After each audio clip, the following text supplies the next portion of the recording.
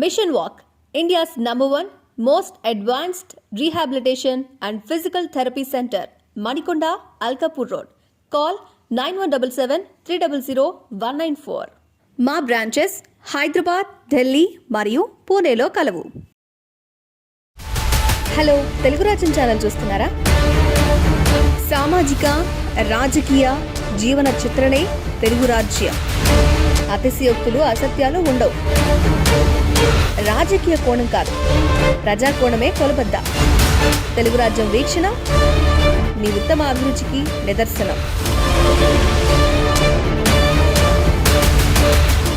రాయుడు గారు, ముఖ్యమంత్రి గారు కాకినాడ జిల్లాలోకి ప్రవేశించారు. వైఎస్ జగన్మోహన్ రెడ్డి గారు ఉదయం నుంచి ఒకటే హోరెత్తిపోతోంది. పిఠాపురం నియోజకవర్గ వైకాపా అభ్యర్థి శ్రీమతి వంగా గీత గారిని మారుస్తారని వారు ప్రకటన చేయబోతున్నట్టు. అంత క్రితం ఎన్వీఎస్ వర్మ స్వతంత్ర అభ్యర్థిగా గెలిచాడు, ఆ తర్వాత తెలుగుదేశంలోకి వచ్చాడు. వర్మని వైకాపా తమ అభ్యర్థిగా ప్రకటించబోతోందని వస్తున్నటువంటి ఊహాగానాలు ఒక్కసారిగా ఉమ్మడి తూర్పుగోదావరి జిల్లాలో దావానలంలాగా వ్యాపించాయి. అసలు ఏం జరుగుతోంది పిఠాపురంలో? పవన్ కళ్యాణ్ ఎదుర్కోవడానికి వంగా గీత గారు సరిపోరని వర్మని తీసుకురాబోతున్నారు. అసలు ఏంటి, ఏం జరుగుతుంది? పవన్ కళ్యాణ్ గారికి పిఠాపురానికి ఏ రకమైన సంబంధం లేదు, కులపరమైన సంబంధం తప్ప. పిఠాపురంలో కాపులు ఎక్కువ కనుక గతంలో కూడా వంగా గీత కేవలం ఆ కాపు యాంగిల్లోనే 2009లో పిఠాపురం ఎమ్మెల్యేగా గెలిచింది ప్రజారాజ్యం నుంచి. అప్పుడు ఆవిడకి పవన్ కళ్యాణ్ కూడా ప్రచారం చేసి పెట్టాడు ప్రజారాజ్యం తరఫున. ఇప్పుడు వచ్చేటప్పటికి పిఠాపురంలో మళ్ళీ వంగా గీతను పెట్టారు. 2-3 కారణాల వల్ల వంగా గీతని మార్పు చేద్దామనే ఆలోచన చాలా గట్టిగా సాగుతుంది. ఒకటి, పవన్ కళ్యాణ్ ముందు వంగా గీత సరిపోదు, బలం సరిపోదు అనేది ఒక ఆలోచన. 2, ఆవిడికి హెల్త్ ఏమీ బాగుండలేదు. ఏమీ బాగుండలేదంటే 180% బాగుండలేదు.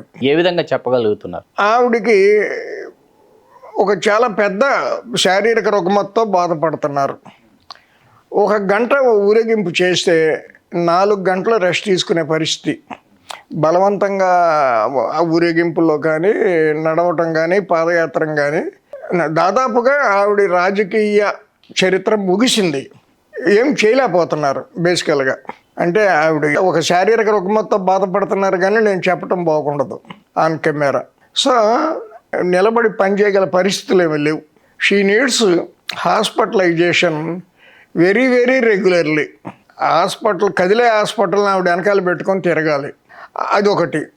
వర్మ అనుచరులు పూర్తిగా డిసాటిస్ఫై అయి ఉన్నారు. ఎక్కడో హైదరాబాద్లో ఉండే పవన్ కళ్యాణ్ వచ్చి మా నియోజకవర్గం మీద పట్టం ఏంటి అనేది ఉంది వాళ్ళకి. పవన్ కళ్యాణ్ గెలిస్తే కనుక వర్మ గారి రాజకీయ చరిత్ర పిఠాపురం వరకు ముగిసినట్టు. 5 ఏళ్ళు అయితే ఈయన ఎమ్మెల్యేగా ఉంటారు కదా. అవును, అంతేగా. చాలా సినిమాటిక్గా దాన్ని డెవలప్ చేస్తారు పిఠాపురాన్ని. ఆయన ఇల్లు అక్కడ ఉండటంతో పాటు అక్కడ గవర్నమెంట్ కనుక వస్తే ఆ స్కీమ్స్ అవన్నీ డబ్బు తేవటం ఇవన్నీ చేసి పిఠాపురం పవన్ కళ్యాణ్ విడదీయరాని కమల పిల్లల్లాగా తయారైపోతారు. ఇప్పుడు నందమూరి కుటుంబానికి హిందూపురం తయారైనట్టు. వర్మ అనేవాళ్ళు అక్కడ బిచ్చణ ఎత్తేసి ఇంకో నియోజకవర్గం ఏదో చూసుకోవాలి తప్ప పిఠాపురంలో అతనికి ఫుటింగ్ ఉండదు. భవిష్యత్తులో కనీసం 10-15 ఏళ్ళు ఉండదు. అంత టైం ఆలోచించే ఓపిక ఎవరికి లేదు. అతనికే కాదు, అసలు ఎవరికీ లేదు కదా. 2029 గురించి ఇప్పుడు ఆలోచించలేం కదా, ఈ పూట ఏం చేయాలనేదే కదా. సో పవన్ కళ్యాణ్ అక్కడ గెలవకూడదు అనే దాంట్లో వైసీపీకి ఏం సెకండ్ ఒపీనియన్ లేదు. వంగా గీత గారి ఆరోగ్య పరిస్థితి, ప్రధానంగా ఆరోగ్య పరిస్థితి కానీ, ఎందుకనంటే మంచి చొరవ గల అమ్మాయి, మాట చొరవ బాగా ఉంది, దూసుకుని వెళ్ళిపోద్ది, బిడియం భయం ఇట్లా ఏమీ ఉండవు. So she is also one of the right candidate. కానీ ఆవిడ హెల్త్ పాయింట్ ఆఫ్ వ్యూ నుంచి పవన్ కళ్యాణ్ ఢీకొనలేదు అనే ఒక యాంగిల్ బాగా తీసుకుని వర్మని ఎదుగుతున్నారు. అక్కడ ప్రధానమైన వ్యూహకర్త పిఠాపురానికి సంబంధించి వైసీపీకి ప్రధానమైన వ్యూహకర్త దూరంపూడి చంద్రశేఖర్ రెడ్డి. చంద్రశేఖర్ రెడ్డి గారికి ఆ బాధ్యతలు అప్పచెప్పారు, జగన్ గారు అప్పగించి ఉంటారు. వర్మ చంద్రశేఖర్ రెడ్డి గారిని దాటిపోయే అంత లీడర్ కాదు కదా.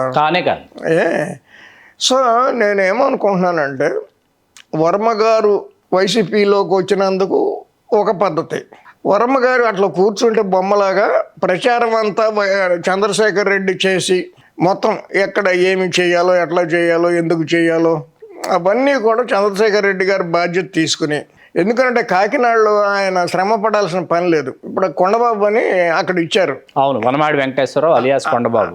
ఆయన చంద్రశేఖర్ రెడ్డి గారికి అభిమాని, అనుయాయి, స్నేహితుడు, తర్వాత శ్రేయోభిలాష్ కూడా.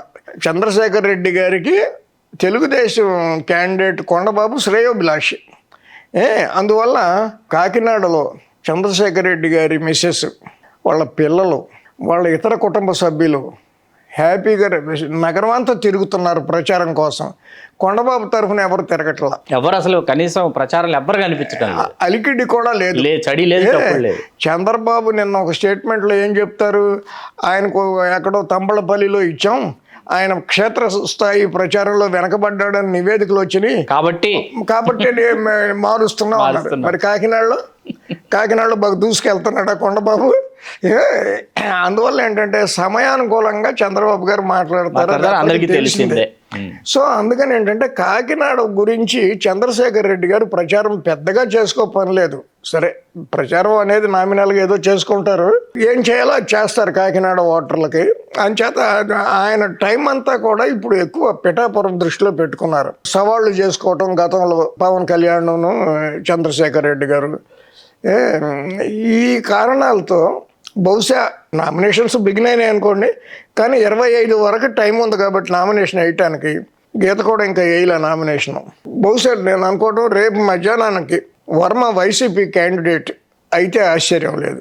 అప్పుడేమవుతుంది, వర్మ గారికి మంచి ఫాలోయింగ్ ఉంది పిఠాపురంలో, అది అన్డెనైబుల్. సరే, చంద్రబాబు పిలిచి మాట్లాడినా, ఎవరు పిలిచి మాట్లాడినా ఆయన ఈ క్షణాన్ని వెళ్ళిపోతున్నాడు అని కాదు నా ఉద్దేశం. వైసీపీ వాళ్ళు ఆయన తిరస్కరించలేనంత అభిమానాన్ని చూపించి ఆయన అభ్యర్థిగా ప్రకటిస్తారు అనేది నా అంచనా.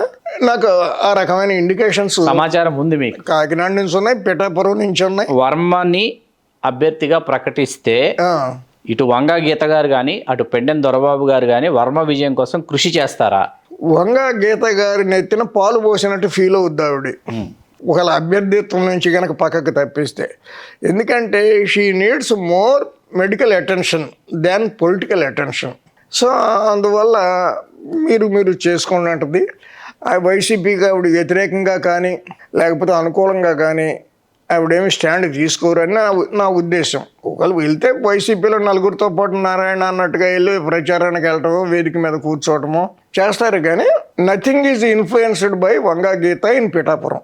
పెండెం దొరబాబును కూడా వీళ్ళు మాట్లాడతారు అనుకుంటున్నాను. పెండెం దొరబాబు కూడా అక్కడ అంత పెద్ద సానుకూలంగా ఫాలోయింగ్ అట్లా ఉన్నట్లు లేదు ఎమ్మెల్యే. కానీ వీళ్ళు ఈస్ట్ గోదావరి జిల్లాలో 2-3 కాన్స్టిట్యున్సీల్లో నేను అబ్జర్వ్ చేశాను. ఇప్పుడు ఏం చేస్తారంటే ఇవాళ 24, 29 మీద దృష్టి పెట్టుకుని ఈ 5 ఏళ్ళు కూడా ప్రజలకు ఏం కావాలి, రేషన్ కార్డులు వచ్చినాయా రాలేదా, హాస్పిటల్ గౌతమి ఎక్స్ప్రెస్లు తీసుకొచ్చేసి నిమ్స్లో జాయిన్ చేసేయటం, వాళ్ళకి ఛార్జీలు కూడా వీళ్ళే పెట్టుకోవడం, అట్లా ఊరూర జనాన్ని పెట్టి సర్వీసెస్ చేయించటం బాగా చేస్తారు. ఒక వ్యవస్థలాగా నడుపుతారు.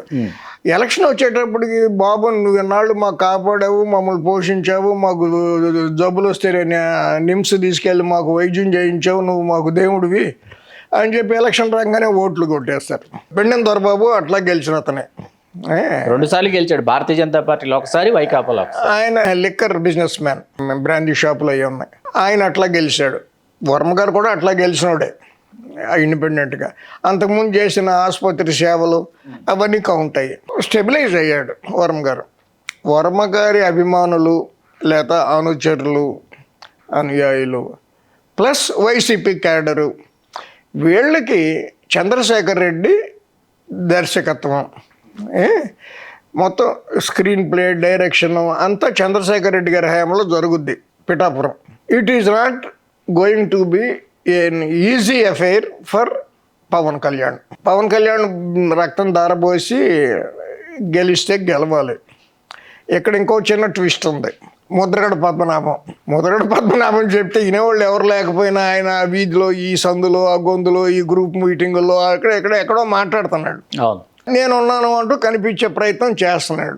అనుకోకుండా గనక పవన్ కళ్యాణ్ ఓటమి పాలైతే పద్మనాభం గారు వల్లే పవన్ కళ్యాణ్ ఓడిపోయారనే టెమక బయలుదేరిపోయి ఆయనకి గతంలో కూడా లేనంత కీర్తిని ఆయన సంపాదించుకుంటారు. నా వల్లే ఆయన కూడా నేనే ఓడించానంటాడు కావాలంటే. నిజంగా ఆయన కూడా నమ్మేస్తాడు. ఇప్పుడు సామెత ఉంది కదా, తేగంటే పిల్లవుడే అంటే తేగ కావాలని నడిచాడని.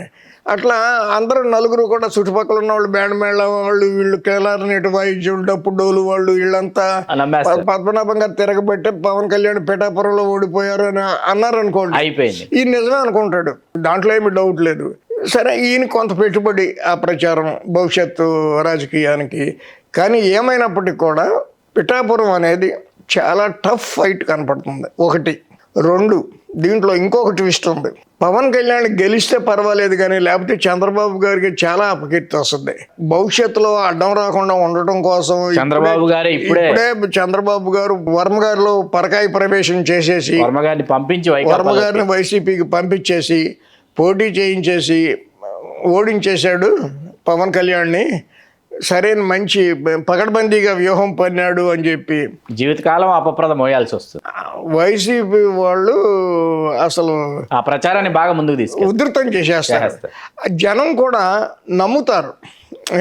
నిజానికి చంద్రబాబుకి ఏమి సంబంధం లేకుండా ఉన్నప్పటికీ కూడా నమ్ముతారు, ఈయనే చేసి ఉంటాడు. ఎందుకంటే ఈయనకి అట్లాంటి వ్యూహకర్తగా చాణక్యుడిగా పేరుంది కదా. అంచేత ఎంత అమాయకత్వం నటించిన లేదు, పిఠాపురంలో మొత్తం తెలుగుదేశం క్యాడర్స్ అందరిని దింపేసి మీరు ఎట్లయినా సరే పవన్ కళ్యాణ్ని గెలిపించాలని ఆదేశాలు ఇచ్చిన, ఏదన్నా జరగరాంది జరిగితే మటుకు చంద్రబాబు గారు గెలిచి పవన్ కళ్యాణ్ ఓడిపోతే మాత్రం చంద్రబాబు గారికి చాలా అపకీర్తి వస్తుంది దాంట్లో. అంటే ఏంటంటే వర్మ గారిని వైసీపీలోకి తీసుకొచ్చి ఆయన సంతోష పెట్టగలిగిన విధంగా సంతోషపెట్టి ఆయన ఎన్నికల ఖర్చు అంతా వైసీపీ వాళ్ళు పెట్టుకుని గెలిపిస్తే మాత్రం చాలా ట్విస్టులు చోటు చేసుకుంటాయి. పవన్ కళ్యాణ్ గెలిస్తేనే కొంచెంలో కొంచెం గుడిలో మెల్ల స్టేట్ వైడ్గా ఉన్న కాపుల్లో కూడా చంద్రబాబు పట్ల దురభిప్రాయం ఏర్పడదు. లేదంటే హరిరామ జోగయ్య గారు వారు అందుకుంటారు, వారు కాన్ఫరెన్స్ పెడతారు, నేను చెప్పలేదు సంఘాల నేతలు రాష్ట్ర వ్యాప్తంగా ఉన్న వాళ్ళు మొదలు పెడతారు. అసలు ఒకళ్ళు కాదనమాట, కాకులు పొడిచినట్టు పొడి చేస్తారు చంద్రబాబు గారిని. ఇది చంద్రబాబు గారికి విషమ సమస్య. పిఠాపురంలో ఆయన్ని గెలిపించుకోవటం అనేది వైసీపీకి విషమ సమస్య కాదు. ఆయన ఓడించడం వైసీపీకి విషమ సమస్య, అది పెద్ద ఇంపార్టెంట్. చంద్రబాబు నాయుడు గారు గెలిపించుకోవడం వైసీపీకి పిఠాపురం 175లో ఒకటి. కానీ చంద్రబాబు గారికి మటుకు పవన్ కళ్యాణ్ గెలిపించుకోకపోతే చాలా సినిమా చూడాలి ఆయన. In front there is crocodile festival. నమస్తే, నేను మోనిక. తెలుగు రాజ్యం ఇక ఊరూరా రాబోతోంది. దినదిన ప్రవర్ధమానమవుతున్న తెలుగు రాజ్యం ఛానల్కు 2 తెలుగు రాష్ట్రాల్లోని 42 లోక్సభ నియోజకవర్గాల నుంచి న్యూస్ కంట్రిబ్యూటర్స్గా వ్యవహరించడానికి యువతను ఆహ్వానిస్తోంది. జర్నలిజం పట్ల ఆసక్తి, కనీస సామాజిక రాజకీయ పరిజ్ఞానం, స్థానిక పరిస్థితులపై మంచి అవగాహన, స్థానిక పరిచయాలు, గౌరవప్రదమైన జీవనం ఉంటే సరికొత్త సామాజిక విప్లవంలో మీరు కూడా భాగస్వాములు కావచ్చు. మీ అంతరంగాన్ని ఆవిష్కరించవచ్చు. ప్రతి లోక్సభ నియోజకవర్గ పరిధిలో 2 అవకాశం ఉంటుంది. 30 నుంచి 35 ఏళ్ల మధ్య వయస్కులై జర్నలిజం పట్ల అభిరుచి, ఆసక్తి కలిగిన యువతి యువకులు తమ వివరాలు, జీవన విధానం, ఆసక్తి గల ప్రాంతం, పాస్పోర్ట్ ఫోటోతో కలిపి ఈ దిగువన నంబర్కు వాట్సాప్ చేయొచ్చు. నంబర్ 8125150555.